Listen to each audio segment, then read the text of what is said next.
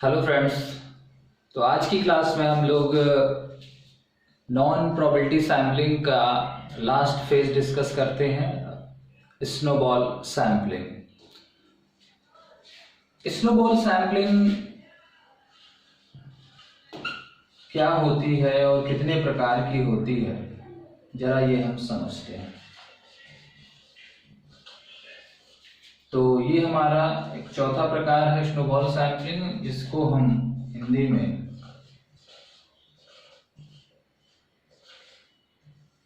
हिमकंदुक प्रतिचयन भी कहते हैं।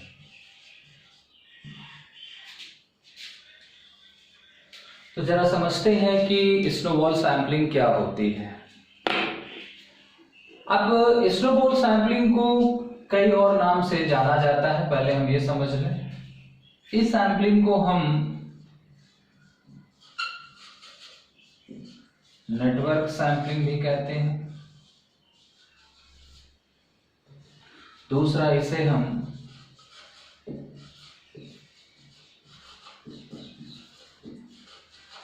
चेन सैम्पलिंग भी कहते हैं, और इसे हम एक जो सबसे लेटेस्ट नाम है वो है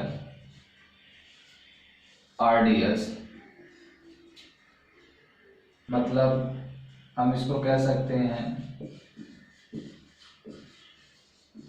respondent driven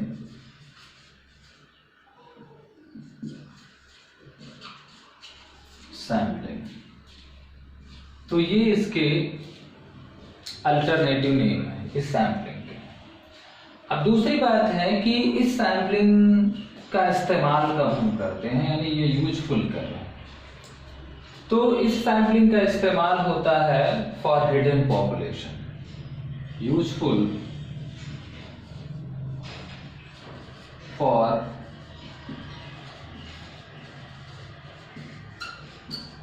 hidden population such as, मान लीजिए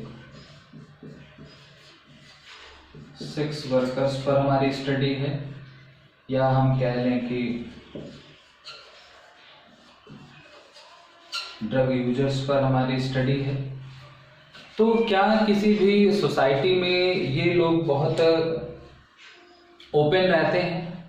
जो लोग ड्रग लेते हैं, तो क्या जो ड्रगिस्ट होते हैं क्या वो बताते हैं? वो चोरी छिपे लेते हैं। अर्थात जब हमें किसी एक ऐसी जनसंख्या पर कोई शोध करना होता है जो जनसंख्या के जो इकाइयां हैं वो समाज में बहुत ओपनली नहीं होती हैं, जैसे या हम कह लें कि यहाँ पर मान लीजिए हम एक डेलिक्वेंट स्टूडेंट्स पर बात करें। मान लीजिए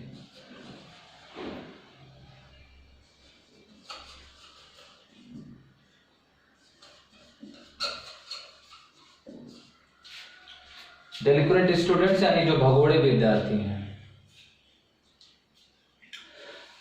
अब इस तरह के विद्यार्थियों की पहचान कैसे करेंगे, वहां पर सैंपल कैसे आपको मिलेगा? क्योंकि ये जनसंख्या ही आपको पता नहीं चलेगी। आपको एक दो लोगों के बारे में तो पता होगा कि जो क्लास बंक करते हैं या ड्रग लेते हैं, लेकिन आपसे कहा जाए कि जरा ऐसे 100 व्यक्तियों की पहचान करो जो ड्रग यूजर हैं या जो ड्रगिस्ट हैं, या आपसे कह दिया जाए जरा 500 या 200 सेक्स वर्कर्स बताओ अपने सिटी में या अपने स्टेट में, तो आपको समस्या होगी, क्योंकि ये कोई ऑर्गेनाइज्ड सेक्टर नहीं होते हैं, ये बड़े अव्यवस्थित होते हैं, लेकिन इनका एग्जिस्टेंस होता है।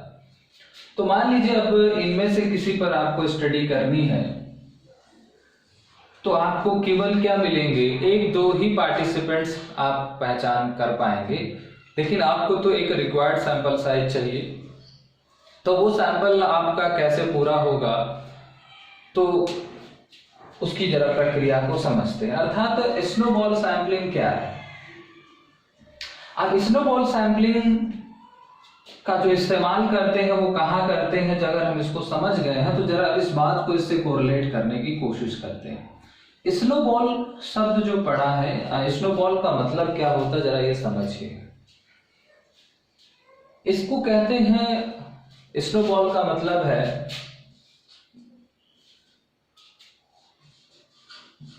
रोलिंग ऑफ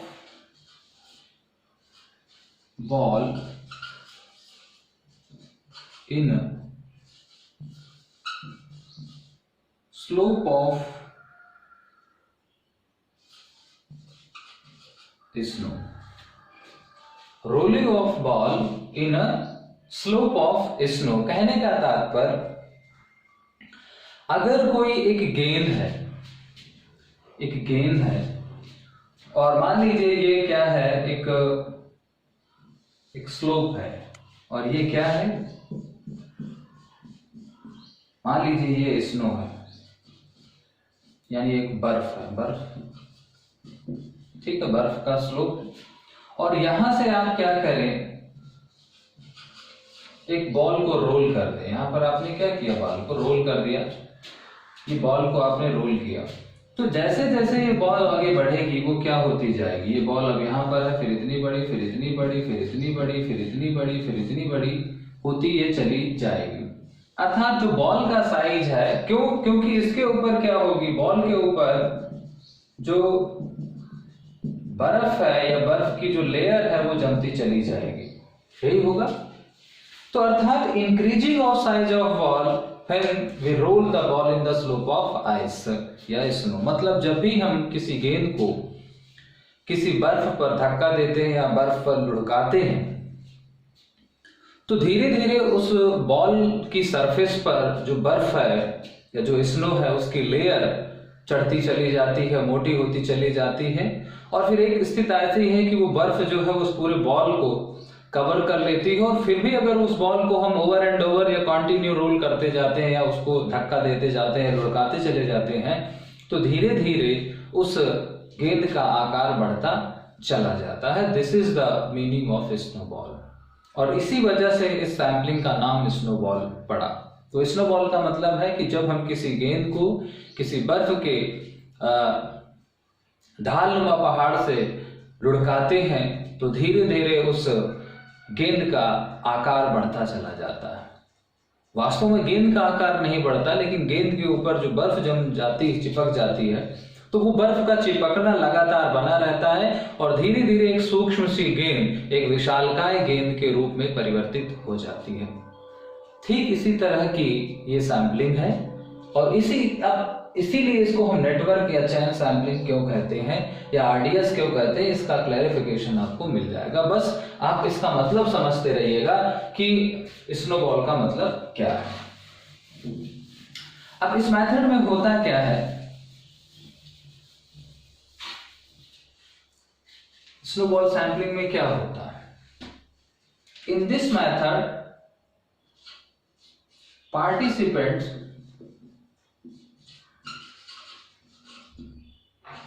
या यूं कह लीजिए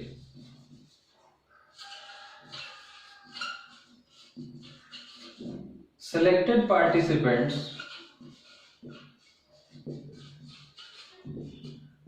recruit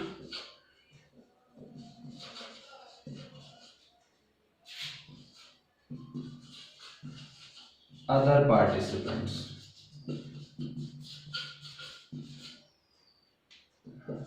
मतलब जो चुने हुए लोग हैं या जो चुने हुए प्रयोज्य हैं वही रिक्रूट करेंगे अदर पार्टिसिपेंट्स को, दूसरे प्रयोज्यों को वही चुनेंगे।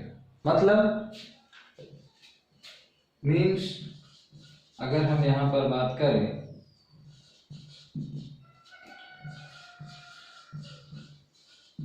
selected subjects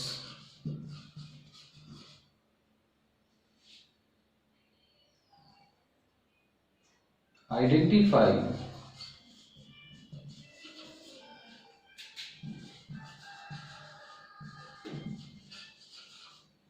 additional subjects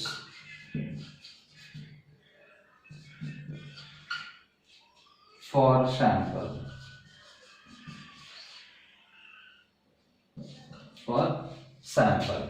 तो दो बातें आपको यहाँ पर ध्यान रखनी है। अर्थात जब हमसे पूछा जाए कि स्नोबॉल सैम्पलिंग क्या है, तो हम कहें कि जब चुने हुए लोग ही आगे के लोगों का चयन करें, यानी पार्टिसिपेंट सेलेक्ट फर्दर पार्टिसिपेंट्स, तो जब लोग ही लोगों को चुने, एक्चुअल में जब हम सैम्पलिंग की बात करते हैं तो अभी तक सैंपल की हर इकाई का चयन स्वयं शोधकर्ता करता था। किसे चुनना है और किसे नहीं चुनना है इसका डिसीजन कौन करता था, उसकी पहचान कौन करता था, स्वयं शोधकर्ता करता था। लेकिन चूंकि यहाँ पर शोधकर्ता को स्वयं उन लोगों के बारे में कोई जानकारी नहीं है या उनके बारे में कुछ उसको पता ही नहीं है, अंदाजा है, जनसंख्या पूरी तरह से हिडन है, तो उसको कैसे पता चलेगा? फॉर एग्जाम्पल कि मान लीजिए एक भगोड़ा विद्यार्थी है या एक ड्रग यूजर है जो ड्रग लेता है, तो अब आपको एक आध व्यक्ति के बारे में जानकारी होगी कि वो व्यक्ति ड्रग लेता है, लेकिन जो ड्रग लेता है उसकी जान पहचान और ड्रग लेने वाले लोगों से होगी, और वो उन लोगों को और ज्यादा लोगों को पता होगा। तो कहीं ना कहीं यानी इसका मतलब है एक चैन सिस्टम यहाँ पर चलता है, एक नेटवर्किंग चलती है, जिससे हम यानी ये जो इंटरपर्सनल रिलेशंस होते हैं, हम सभी जानते हैं कि व्यक्तियों के अपने समान व्यवहार वाले लोगों के साथ या समान गुणधर्म या वैल्यूज वाले लोगों के साथ इंटरपर्सनल रिलेशंस होते हैं। जो व्यक्ति चोर होता है उसके चोर के साथ ज़्यादा रिलेशंस होंगे, मोस्टली बहुत सारे रिलेशंस होंगे। जो स्टूडेंट होगा उसके स्टूडेंट्स के साथ इंटरपर्सनल रिलेशंस होंगे। जो टीचर होता है उसके टीचर्स के साथ इंटरपर्सनल रिलेशंस होते हैं। लेकिन यहाँ पर क्या है कि ये सारी चीज़ें सोशल एक्सेप्टेबल होती हैं तो व्यक्ति इन संबंधों को खुले तौर पर रखता है। लेकिन बहुत सारे ऐसे बिहेवियरल एस्पेक्ट्स होते हैं जहाँ पर जो संबंध होते हैं वो संबंध होते तो हैं लेकिन समाज को पता नहीं चलते। जैसे चोर के संबंध चोरों के साथ हैं लेकिन समाज को इनके बारे में कोई नहीं पता होता। तो जब समाज को नहीं पता होता तो शोधकर्ता को भी इनके बारे में बहुत वृहद जानकारी नहीं होती। लेकिन अब चूंकि उसे शोध करना है तो उसे अपने शोध के लिए पर्याप्त व्यक्तियों की संख्या या प्रयोजकों की संख्या प्रत्यक्ष के रूप में चाहिए, तो फिर वो उन अपेक्षित व्यक्ति समूह का संकलन कैसे करे? तो इसके लिए वो स्नोबॉल सैंपलिंग इस्तेमाल करता है। और इस सैंपलिंग के अंतर्गत वो करता क्या है, किसी एक इकाई का चयन करता है और फिर वही जो चुनी हुई इकाई होती है वो आगे की इकाइयों के चयन का मार्ग प्रशस्त करती है। तो कहने का तात्पर्य ये है कि यहाँ पर क्या है, selected participants recruit other participants, मतलब समझ में आ रहा है कि जो चुने हुए लोग हैं वही दूसरे लोगों का चयन करें। या फिर हम क्या है कि selected subjects identify additional subject for the sample, जब चुने हुए लोग ही सैंपल के लिए अतिरिक्त लोगों की पहचान करें या उनका चयन करें। अब ये जो सैंपलिंग है ये कितने प्रकार की होती है, अब ये लोगों का जो चयन होता है वो कितने प्रकार से होता है। तो अभी तक आपने पढ़ा कि स्नोबॉल सैंपलिंग क्या होती है, उसका मीनिंग, स्नोबॉल का मीनिंग क्या होता है, स्नोबॉल सैंपलिंग किन किन और नामों से जानी जाती है और कहां पर इस्तेमाल हमको करना है, ये तीन बातें आपको। तो इसका मीनिंग, इसका अल्टरनेटिव नेम, इसका यूटिलिटी डोमेन और इसका मीनिंग या प्रोसेस क्या होती है। अब जरा हम इसके टाइप्स के बारे में बात कर लेते हैं।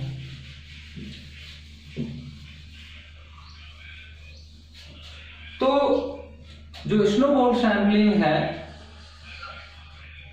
वो तीन तरह की होती है,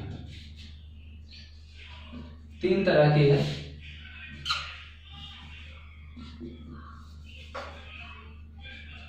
सबसे पहली है linear snowball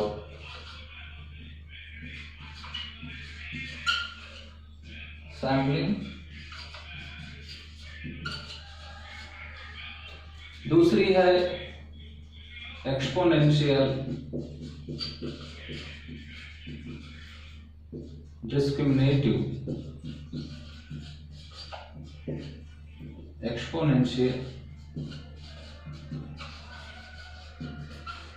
discriminative snowball,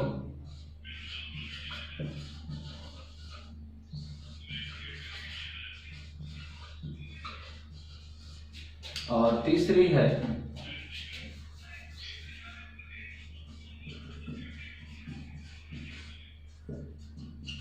exponential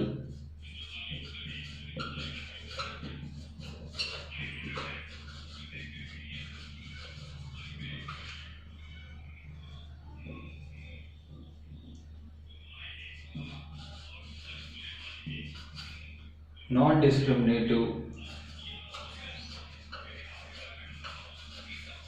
snowball sampling. अब जरा हम इनका मतलब समझते हैं ये क्या होती है।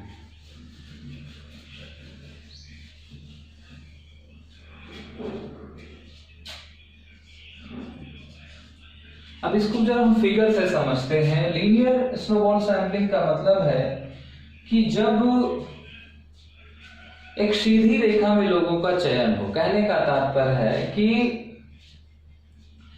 हमने क्या किया, इसका डायग्राम समझ ले। जैसे हमने ए को रिक्रूट किया, ए ने क्या किया, बी को किया, बी ने किसको रिक्रूट किया, सी को किया, सी ने किसको किया, डी को किया, डी ने किसको किया, ई को किया। तो ये क्या है, लीनियर स्नोबॉल सैंपलिंग है। जब सेलेक्टेड पर्सन में से या चुनी गई इकाई में से एक व्यक्ति एक ही व्यक्ति की पहचान कराए और फिर वो जो चुना हुआ व्यक्ति है उससे हम केवल एक व्यक्ति की पहचान करेंगे यहाँ पर। तो इसको हम क्या कहते हैं, लीनियर स्नोबॉल सैंपलिंग कहते हैं, जहां पर चुनी गई इकाई केवल एक अपने से आगे की इकाई की पहचान करा देगी, हमको उपलब्ध कराएगी। फिर हम उसके पास, यानी ए ने बी के बारे में बताया, फिर बी से हमने सी की पहचान की, सी ने डी की पहचान कराई, डी से डी ने ई की पहचान कराई, तो इसे हम क्या कहेंगे, लीनियर स्नोबॉल सैंपलिंग कहेंगे। अब यहां पर है एक्सपोनेंशियल डिस्क्रिमिनेटिव स्नोबॉल सैंपलिंग। इसको जरा ऐसे समझते हैं कि मान लीजिए हमने किसी एक व्यक्ति को चुना, मान लीजिए ए को चुना, ठीक है। अब ए ने दो लोगों की पहचान करा दी, मान लीजिए बी एंड सी की पहचान कराई। तो अब इसमें से ए ने दो लोगों की पहचान की और फिर उनमें से केवल एक ने पहचान कराई। तो बी सी में से ए ने बी और सी की पहचान की, लेकिन आगे की जो चैन चल रही है वो सी से चल रही है और सी ने क्या किया, डी और ई की पहचान कराई। अब इसमें से फिर एक व्यक्ति ने ही पहचान की, मान लीजिए हमने कहा कि उसमें से डी ने करा दी। अब डी ने क्या कराई, एफ और जी के बारे में कराई, इसमें से फिर केवल जी ने कराई एच और आई। तो कहने का तात्पर्य ये है कि ये हमारा क्या है, एक्सपोनेंशियल डिस्क्रिमिनेट। एक्सपोनेंशियल का मतलब होता है घातीय और डिस्क्रिमिनेशन का मतलब है भेद, यानी घातीय भेद प्रतिदर्शन यो है, इसको हम कह सकते हैं। केवल इसका मीनिंग क्या समझना है आपको कि जहां पर एक इकाई, केवल एक इकाई ने दो लोगों की पहचान की, दो यानी चुनी गई इकाइयों में से, कहने का तात्पर्य चुनी गई इकाइयों में से केवल एक इकाई ही आगे की जो फर्दर एडिशनल आइडेंटिफिकेशन है वही करवाए यहाँ पर। दूसरा, अब यहाँ पर मान लीजिए हम इसको एक्सपोनेंशियल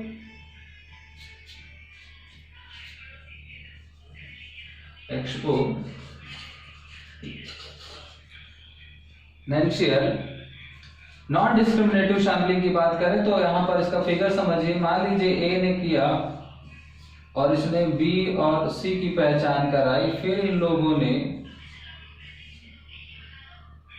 डी ई की कराई और इसने एफ और फिर जी की कराई, फिर जी ने इनकी कराई, ई ने इनकी कराई, एफ ने जी ने इनकी कराई।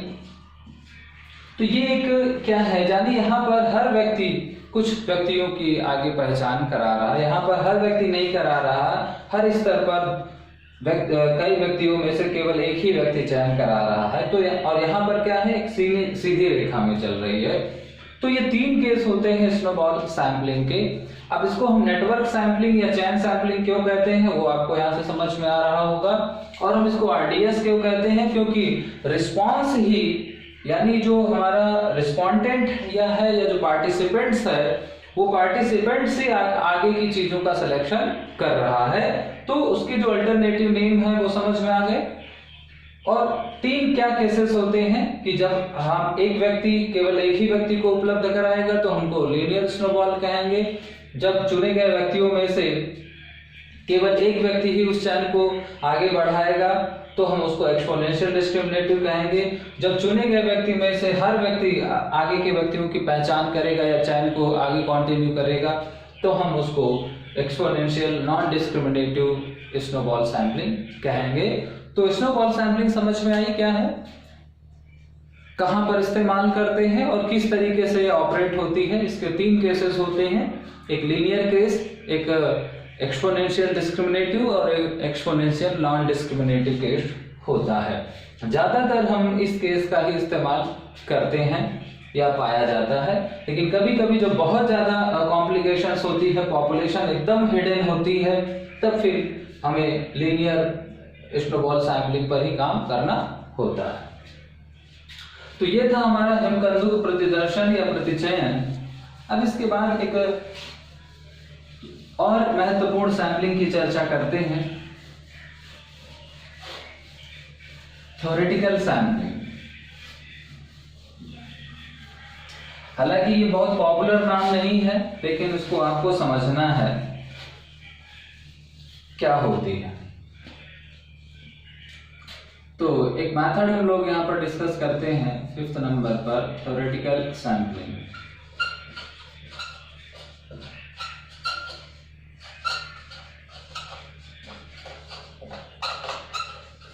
थ्योरेटिकल सैंपलिंग मतलब इसको हम कह सकते हैं सैद्धांतिक प्रतिचयन।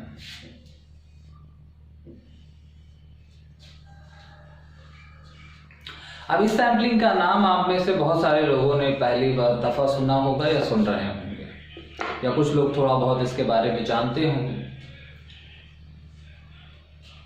ये बहुत पॉपुलर नेम नहीं है क्योंकि ये बहुत ही विशेष परिस्थितियों में या विशेष संदर्भों में ही इस्तेमाल होता है, लेकिन एजुकेशन के स्टूडेंट होने के नाते या साइकोलॉजी के स्टूडेंट होने के नाते हमें इस सैंपलिंग को समझना होगा। विशेष रूप से जो कॉमन पेपर के स्टूडेंट हैं या कॉमन पेपर पर के लेवल की जो चीजें हैं वो इसके अंतर्गत नहीं आती, लेकिन जब हम as a pure research learner होते हैं तो फिर हमें इसके बारे में पता होना चाहिए इन सोशल साइंस। तो इसमें सोशल साइंस की बात की जाएगी, ना कि किसी स्पेसिफिक सब्जेक्ट्स की बात की जाएगी। अब इसके बैकग्राउंड में जाते हैं जरा। हमको पता है कि जब हम क्वालिटेटिव रिसर्च की बात करते हैं, जब क्वालिटेटिव रिसर्च की बात की जाती है तो क्वालिटेटिव रिसर्च में आप जानते हैं कि बहुत तरह की रिसर्च होती है, जिसमें से एक होती है नैरेटिव रिसर्च,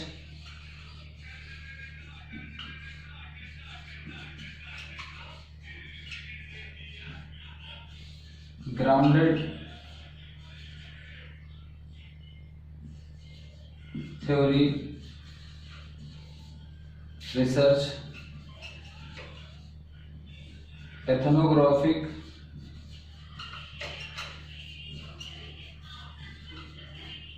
और केस स्टडी, और एक इसका मिक्स है, या हम इसको क्वालिटेटिव रिसर्च डिजाइन भी कह सकते हैं। ठीक है, तो नैरेटिव रिसर्च पता है, ग्राउंडेड थ्योरी रिसर्चेस पता है, एथनोग्राफिक्स पता है, केस स्टडी पता है, एक मिक्स है। अब इसमें ये जो ग्राउंडेड थ्योरी होता है, इस रिसर्च के बारे में पता है। ग्राउंडेड थ्योरी रिसर्च क्या होती है? ग्राउंडेड थ्योरी है, इसको हम जीटी कहते हैं। जीटी का संबंध होता है थ्योरी जनरेशन से, या जनरेटिंग द थ्योरीज, यानी सिद्धांतों का निर्माण। और सिद्धांतों का निर्माण क्या होता है? इंडक्शन बेस्ड होता है। तो पहली चीज, अगर इस सैंपलिंग के बारे में आपको समझना है तो आपको समझना होगा कि इस सैंपलिंग का जो संबंध है वो केवल और केवल इसमें से जीटी से है। यानी theoretical sampling is the induction method of GT. समझ में आ रहा? और ये बहुत ही व्यापक सैंपलिंग है। हम एग्जांपल भी देंगे और उस एग्जांपल से इसको समझने की कोशिश करेंगे। तो जरा एक एक चीज को देखने की कोशिश करते हैं यहां पर।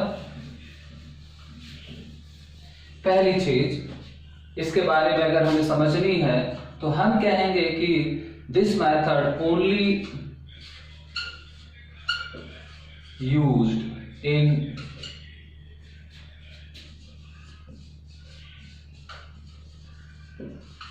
Generating theory. पहली चीज, हम इसको सिद्धांत निर्माण में, यानी जनरेटिंग थ्योरी का मतलब है हम इसका इस्तेमाल जीटी में करते हैं। दूसरी बात, ये क्या है,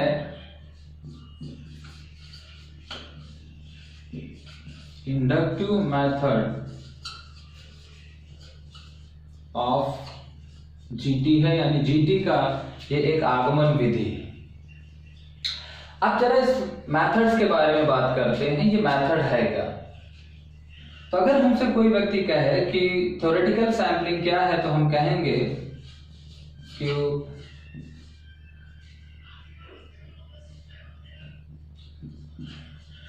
theoretical sampling is the process of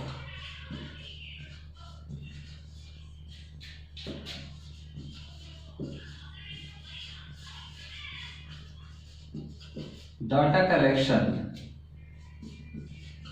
for theory creation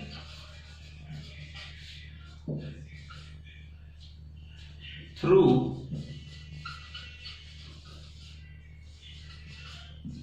continuous and comparative data analysis।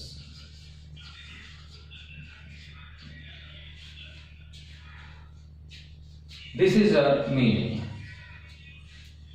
तो ये कोई एक सैम्पलिंग नहीं है, बल्कि ये सैम्पलिंग्स का एक समूह है, एक पूरी की पूरी प्रक्रिया है, जिसका प्रयोग हम कहां पर करते हैं, हम करते हैं थ्योरी क्रिएशन में।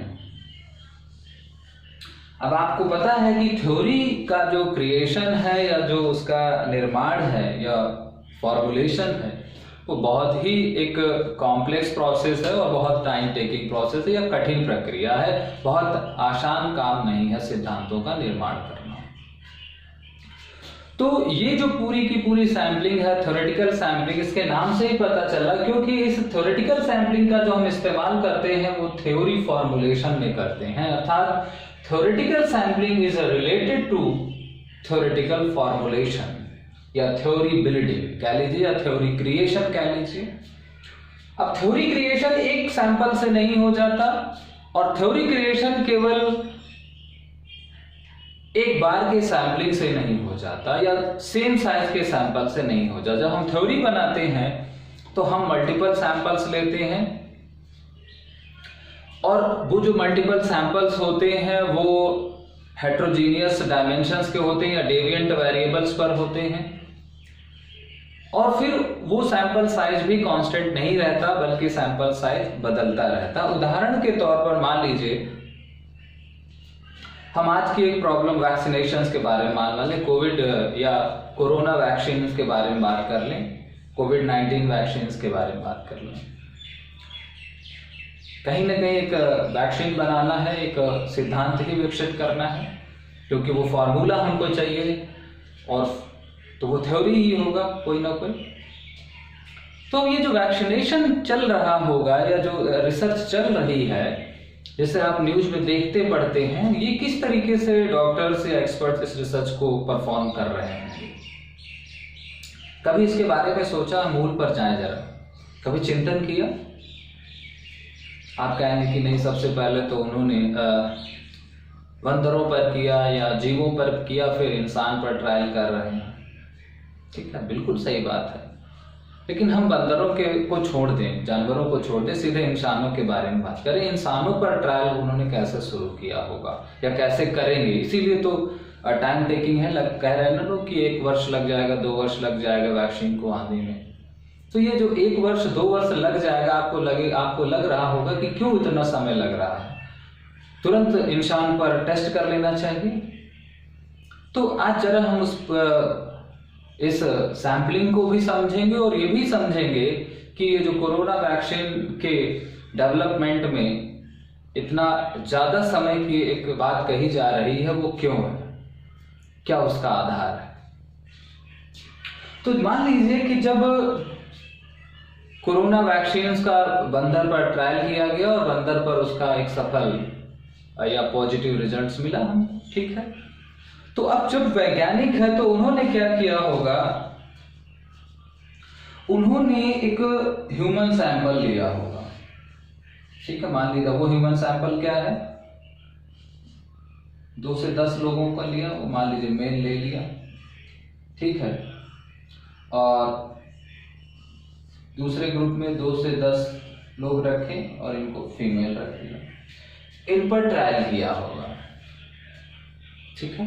इन पर ट्रायल करेंगे, फिर जब इन पर उनको अच्छा रिजल्ट्स मिल जाएगा तो फिर क्या करेंगे, इसी साइज को थोड़ा सा बढ़ाएंगे, ठीक है। अभी मान लीजिए इसमें क्या थे कि वो जो एज ग्रुप्स था, वो एज ग्रुप्स मान लीजिए यहां पर उन्होंने रखा,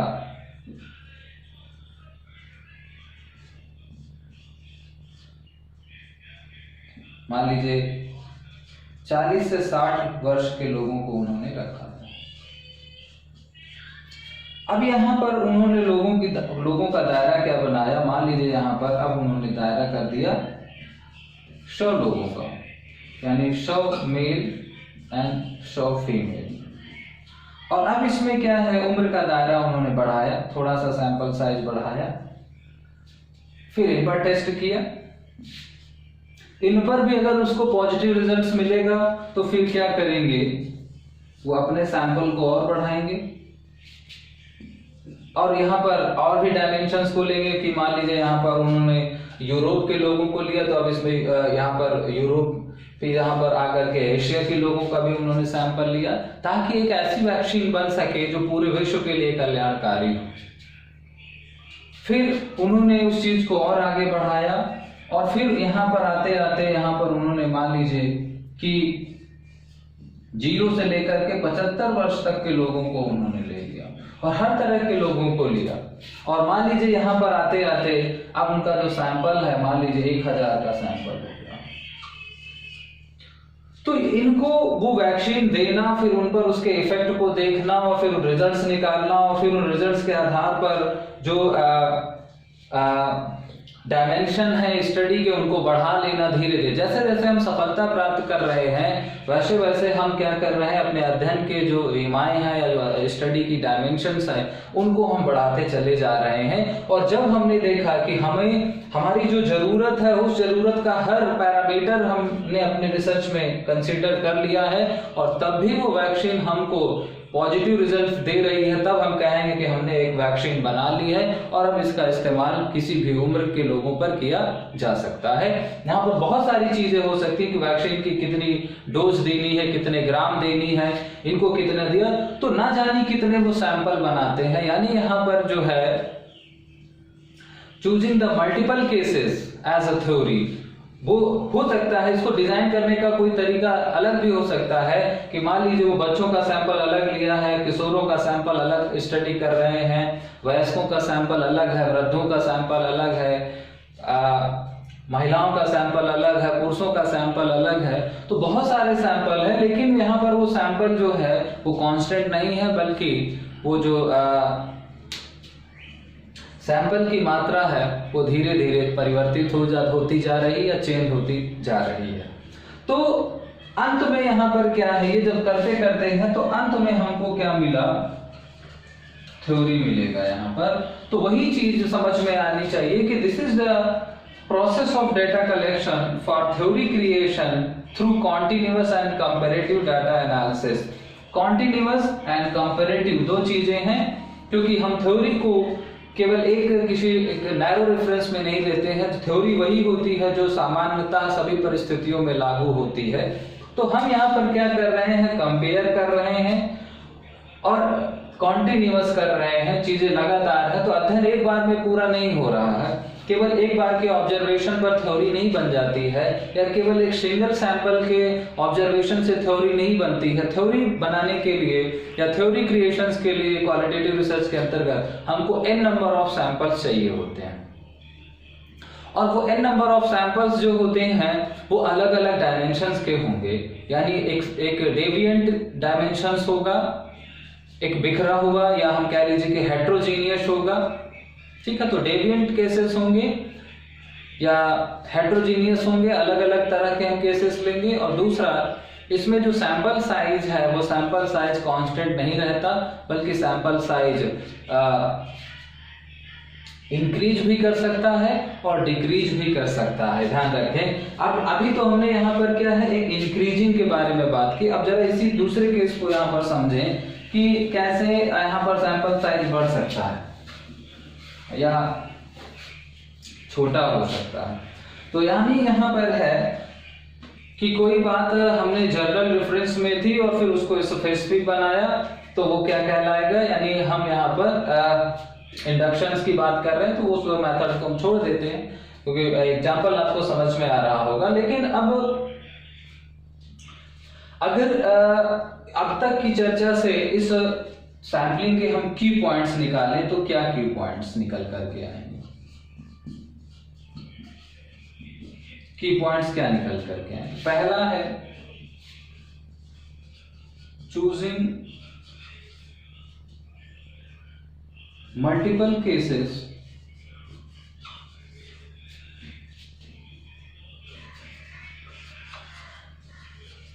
एज थ्योरी।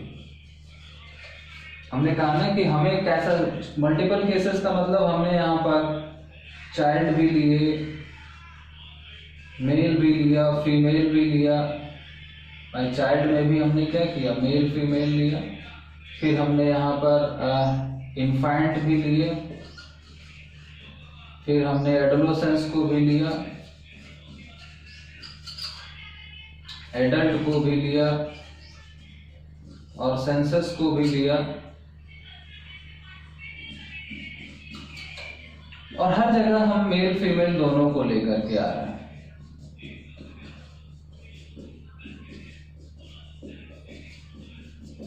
तो हम शैशवावस्था से लेकर के वृद्धावस्था तक के हमने लिया, तो हमने क्या लिखा, हमने मल्टीपल केसेस लिए। ठीक है, फिर दूसरा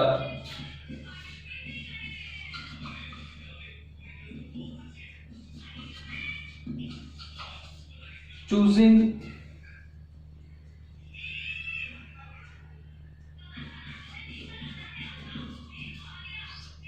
डेविएंट केसेस। अब डेविएंट केसेस का मतलब है कि हमने यहाँ पर जो लिया, अब उसमें हमने अर्बन को भी लिया, रूरल को भी लिया, एजुकेटेड को भी लिया, अनएजुकेटेड को भी लिया। यहाँ पर हमने हेल्दी को भी लिया, और जो मान लीजिए हमने हेल्दी को भी लिया और अनहेल्दी को भी लिया, जो स्वस्थ हैं और अस्वस्थ हैं उनको भी लिया। तो जब हम इस तरह के चेंजेस ले रहे हैं तो वो क्या कहलाएगा, डेविएंट केसेस कहलाएगा यहाँ पर। तो चूजिंग डेविएंट केसेस। और तीसरा है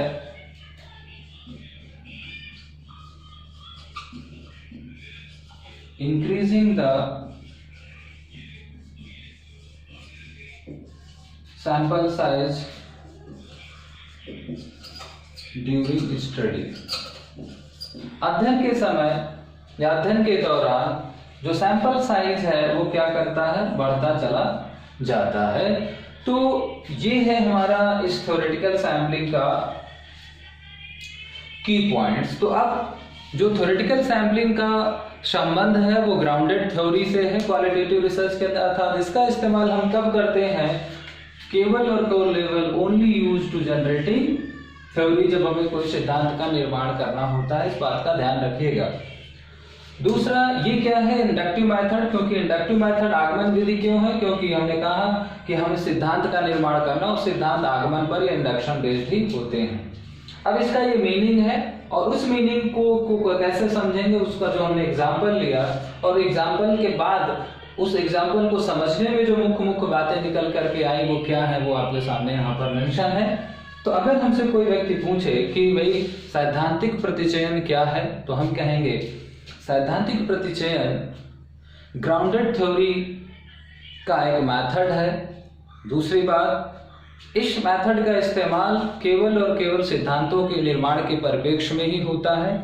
तीसरी बात, इस विधि के अंतर्गत शोधकर्ता विभिन्न बीमाओं या सिद्धांत से संबंधित विभिन्न बीमाओं से रिलेटेड केसेस का चयन करता है और वो केसेस को एक डेविएंट पैमाने पर रख करके बढ़ते हुए समय के साथ अपने सैंपल साइज को बढ़ाता चला जाता है और अंत में एक सिद्धांत रूपी निष्कर्ष पर जाकर के अपना अध्ययन समाप्त करता है। तो जब भी हम कोई थ्योरी कंस्ट्रक्शन करना होता है तो थ्योरी कंस्ट्रक्शन में और हम थ्योरेटिकल सैम्पलिंग का इस्तेमाल करते हैं। ये बड़ा कॉम्प्लेक्स मेथड होता है और इस मेथड में बहुत ही एक्सपर्ट्स ओपिनियन की ज़रूरत होती है, इसीलिए आमतौर पर हम लोगों को ये मेथड पढ़ाया नहीं जाता या हमारे सामने रखा नहीं जाता। लेकिन चूंकि आजकल ट्रेंड क्वालिटेटिव रिसर्च का है तो हम ऐसा नहीं कि ये जो साइंटिस्ट है वही इस मेथड को यूज कर रहे होंगे, हम अपने क्वालिटेटिव रिसर्च की फील्ड में स्वयं भी इस मेथड को इस्तेमाल कर सकते हैं। लेकिन बस एक ही बात का ध्यान रखना है कि जब हम इस मेथड को इस्तेमाल करेंगे तो हमें एक्सपर्ट ओपिनियन लेनी पड़ेगी या हमें विशेषज्ञ से सलाह अवश्य ले लेनी चाहिए, क्योंकि बिना विशेषज्ञ सलाह के आप इस मेथड को बहुत वैज्ञानिक तरीके से इम्प्लीमेंट नहीं कर पाएंगे। चलिए, तो एक और सैम्पलिंग के बारे में हम ऐसे ही चर्चा करते हैं, टाइम सैम्पलिंग क्या होती है।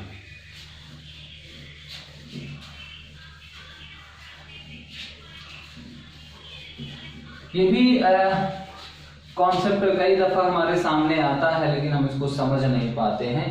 टाइम सैम्पलिंग क्या है?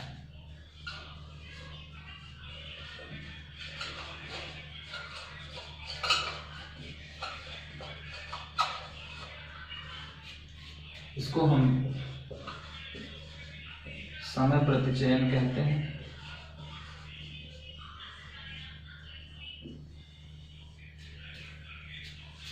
सिंपली आपसे पूछा जाए टाइम सैम्पलिंग क्या है तो एक बात आप लिख लीजिएगा, this is a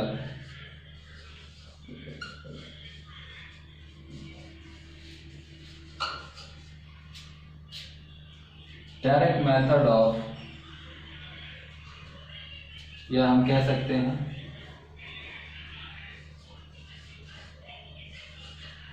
this is a direct observation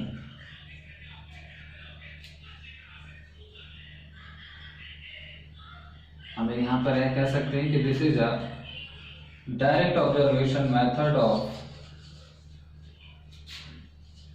behaviour, या हम इसको ए भी कह सकते हैं।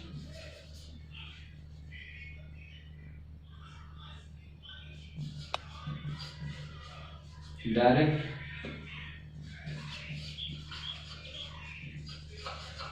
Behavioural observation.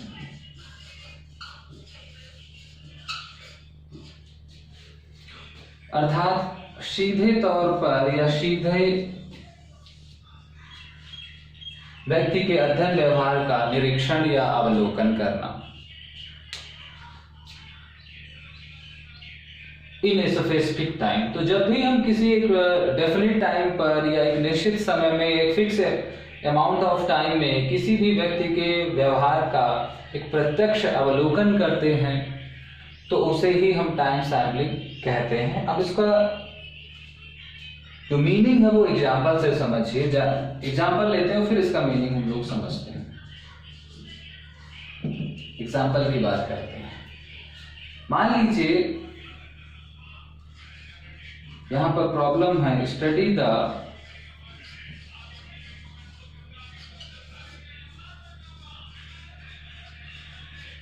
Reading habits of a student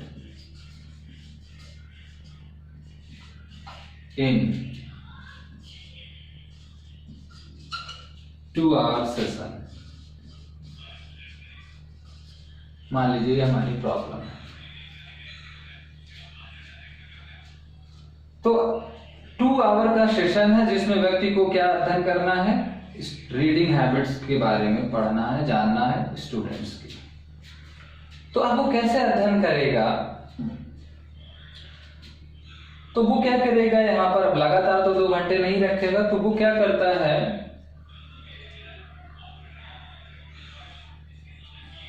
उसने इस 2 आवर्स को इंटरवल में कन्वर्ट कर लिया। मान लीजिए इन 15 मिनट्स इंटरवल कन्वर्ट कर लिया, ठीक है। तो अब अगर 15 की बात करें तो कितने बनेंगे, 8, 15 के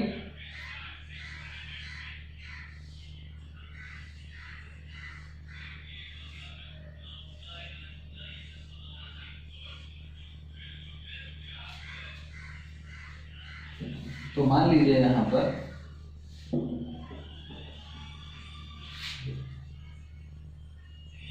टाइम इंटरवल कितना निकाला,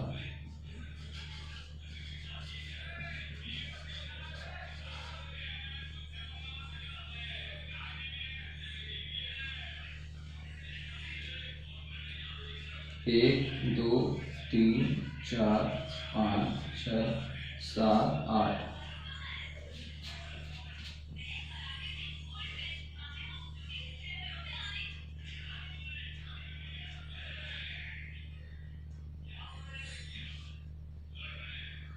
ठीक है, यहाँ पर टाइम इंटरवल है और 2 घंटे का है। मान लीजिए यहाँ पर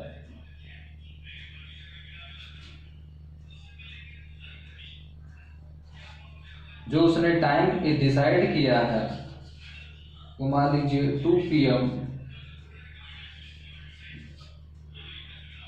टू 4 PM का डिसाइड किया, ठीक है। और यहाँ पर वो क्या है, यस या नो के फॉर्म में उसको आंसर डिसाइड करना है और यहाँ पर उसको क्या करना है, टोटल निकालना है, ठीक है। यहाँ पर स्टूडेंट्स का हमें रीडिंग हैबिट्स देखना है। रीडिंग हैबिट्स का अध्ययन क्या करना है, 2 घंटे के सेशंस में करना है। तो हमने क्या किया, हमने 2 आवर्स को 15 मिनट्स इंटरवल में कन्वर्ट किया। तो 2 आवर्स के 15 मिनट्स के इंटरवल कितने बने, 8 बने। और वो जो टाइम डिसाइड किया हमने वो 2 to 4 PM डिसाइड किया। अब मान लीजिए इसमें क्या है, यहाँ पर बच्चों ने यहाँ पर जो रीडिंग हैबिट्स है और इन 2 आवर सेशन एट इंडिविजुअल और ग्रुप लेवल।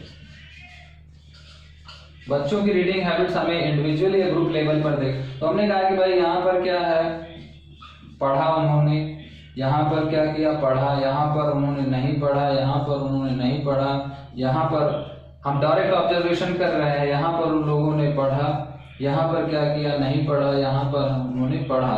तो 1 2 3 4 यानी 4 टाइम्स उन्होंने पढ़ा 2 घंटे के सेशन में। तो ये क्या है, this is a time sampling. तो अब अगर हमसे पूछा जाए कि क्या है टाइम सैम्पलिंग, तो हम कहेंगे कि टाइम सैम्पलिंग क्या है, डायरेक्ट ऑब्जर्वेशन मेथड है ऑफ बिहेवियर। यहाँ पर हमें किस बिहेवियर की, हमें रीडिंग हैबिट्स का या हमें अध्ययन आदतों का या जो पठन आदत है उनकी, उस आदत का अध्ययन करना था एक निर्धारित समय के संदर्भ में। तो अब अगर हमसे पूछा जाए कि भाई टाइम सैम्पलिंग क्या है, तो टाइम सैम्पलिंग का मीनिंग अब हम इसी एग्जाम्पल से डेवलप करेंगे। तो टाइम सैम्पलिंग है क्या, अब हमसे कहा जाए व्हाट इज टाइम सैम्पलिंग, तो हम इस एग्जांपल से जरा इसको समझने की कोशिश करें। तो हम कहेंगे कि टाइम सैम्पलिंग इज द या is a systematic method of data collection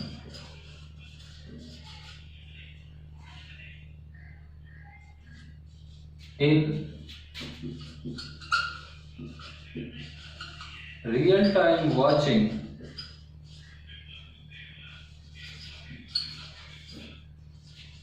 of participants' behavior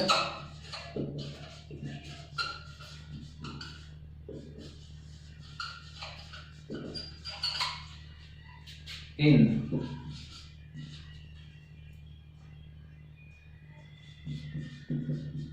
fixed or specific time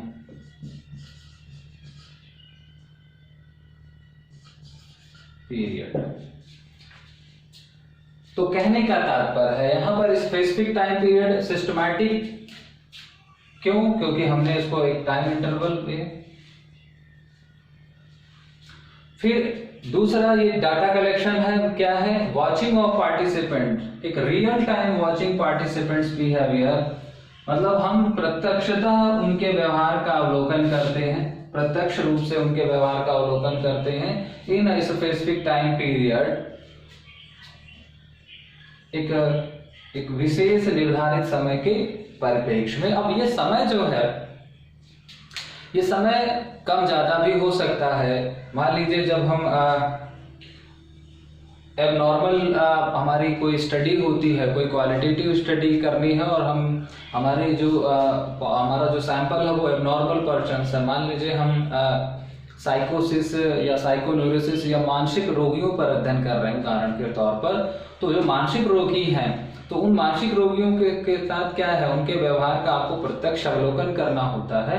और मान लीजिए मानसिक रोगियों के किसी विशेष व्यवहार का आपको अध्ययन करना है, तो फिर वहां पर आपको टाइम सैंपलिंग की जरूरत पड़ेगी।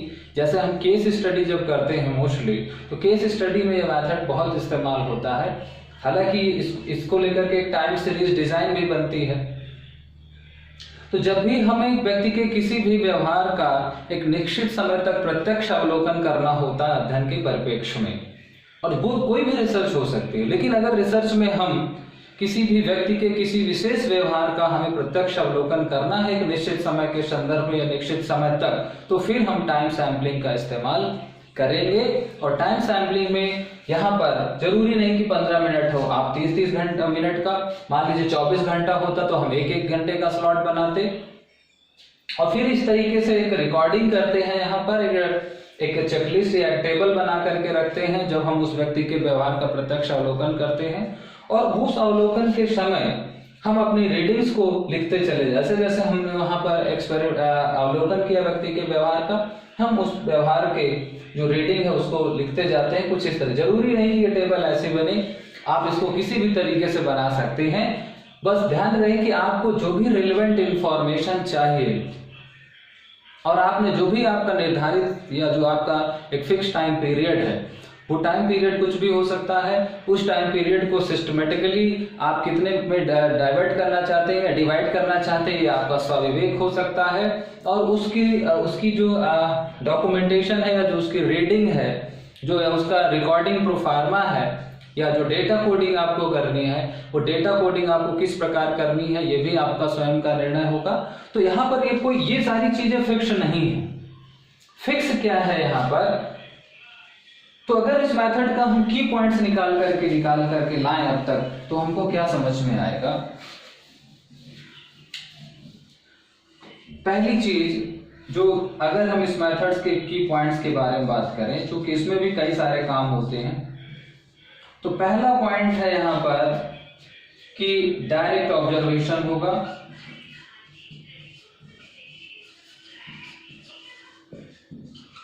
क्लियर? दूसरी बात, एक फाइनाइट या इसको हम कह सकते हैं कि फिक्स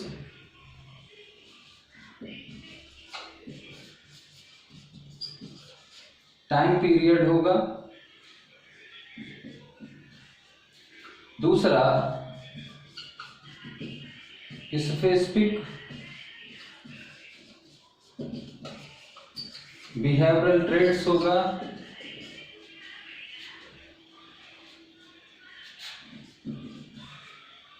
और फिर यहां पर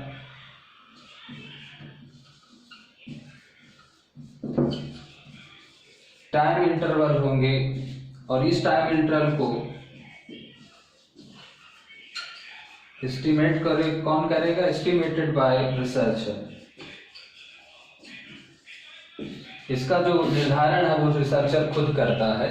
तो एक विशेष व्यवहार का एक निर्धारित समय तक एक निश्चित समय अंतराल के परिप्रेक्ष्य में जब हम प्रत्यक्ष अवलोकन करते हैं तो उसको ही हम टाइम सैंपलिंग कहते हैं। तो ये सैंपलिंग का भी इस्तेमाल हम केस स्टडी में करते हैं। इस सैंपलिंग का इस्तेमाल हर उस रिसर्च में किया जा सकता है जिस रिसर्च में हमें कोई एक ऐसे डाटा की जरूरत पड़ रही है जो डाटा हमको सब्जेक्ट के या पार्टिसिपेंट के डायरेक्ट ऑब्जर्वेशन से ही मिलेगा। तो फिर जब कभी भी हमें किसी भी परिस्थिति में, किसी भी अध्ययन में या किसी भी सिचुएशन में हमें अब सब्जेक्ट्स का, और वो जो सब्जेक्ट्स है ध्यान रखें कि यहाँ पर वो जो सब्जेक्ट्स होगा वो सब्जेक्ट इंडिविजुअल भी हो सकता है और ग्रुप लेवल पर भी हो सकता है। तो यहाँ पर वो जो ऑब्जर्वेशन है, डायरेक्ट ऑब्जर्वेशन, यहाँ पर दोनों स्तर पर हो सकता है, एट इंडिविजुअल और ग्रुप लेवल। ध्यान रखें यहाँ पर जरूरी नहीं कि एक व्यक्ति का ही हम करें, यहाँ पर हम एक विशेष एक सिंगल व्यक्ति का भी कर सकते हैं और एक व्यक्ति समूह का भी हम अवलोकन कर सकते हैं, वो हमारी जरूरत के हिसाब से होगा। तो यहाँ पर डायरेक्ट ऑब्जर्वेशन होगा एट इंडिविजुअल और ग्रुप लेवल। फिर होगा फिक्स टाइम ड्यूरेशन, वो फिक्स कुछ भी हो सकता है, वो फिक्स 2 घंटे से लेकर के 2 दिन या 20 दिन या 50 दिन का भी हो सकता है, ध्यान रखें। फिर स्पेसिफिक बिहेवियरल ट्रेड्स, अब वो क्या हो गया? स्पेसिफिक बिहेवियरल ट्रेड्स का मतलब ये हमेशा क्या होगा, ध्यान रखें कि ये सिंगल ही होगा, क्योंकि हम एक समय में किसी एक विशेष व्यवहार का ही अवलोकन करेंगे, एक साथ कई सारी चीजों का अवलोकन करने का प्रयास नहीं करेंगे।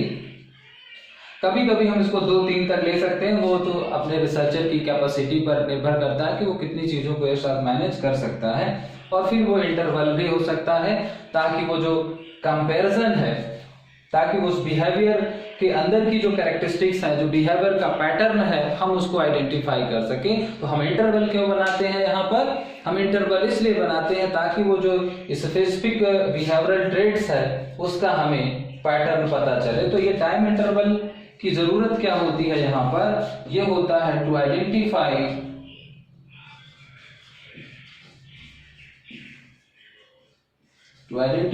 द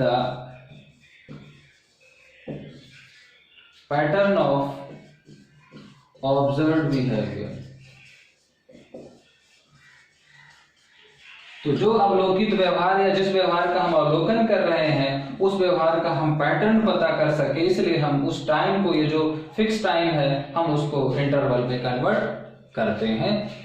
तो गाइस आपको ये दोनों सैम्पलिंग भी समझ में आ गई होंगी। थ्योरेटिकल और टाइम सैम्पलिंग ये वर्ड बहुत ज़्यादा पॉपुलर नहीं है, लेकिन आजकल इनको भी बहुतायत पढ़ा जाता है या इनका इस्तेमाल किया जाता है या इस्तेमाल करने का एक प्रचलन बढ़ा है।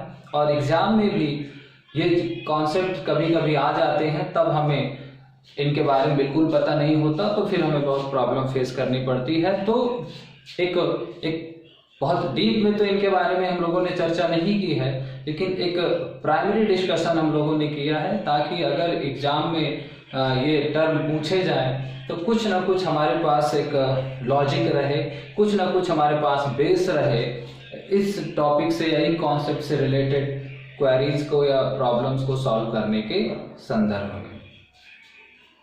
तो मित्रों, आज से हमारा जो सैम्पलिंग का टॉपिक है ये ओवर होता है। अब हम रिसर्च में डेटा के बारे में बात करेंगे, जो अगली क्लासेस होंगी। डेटा और उसके टाइप्स, चाहे वो क्वालिटेटिव डेटा हो या क्वांटिटेटिव डेटा हो, और फिर उन डेटा के अंतर्गत जो क्वालिटेटिव डेटा का एनालिसिस कैसे करते हैं, क्वालिटेटिव डेटा का एनालिसिस कैसे करते हैं, चाहे वो डेटा टैबुलेशन हो, चाहे वो डेटा ट्रांसक्रिप्शन हो, वो चाहे डेटा रिडक्शन हो। तो ये जैसे data tabulation, data transcription, data coding, data reduction, ये सारे कॉन्सेप्ट आगे की क्लासेस में हम देखेंगे। लेकिन आज की क्लास यहीं तक, तब तक के लिए गुड बाय, टेक केयर।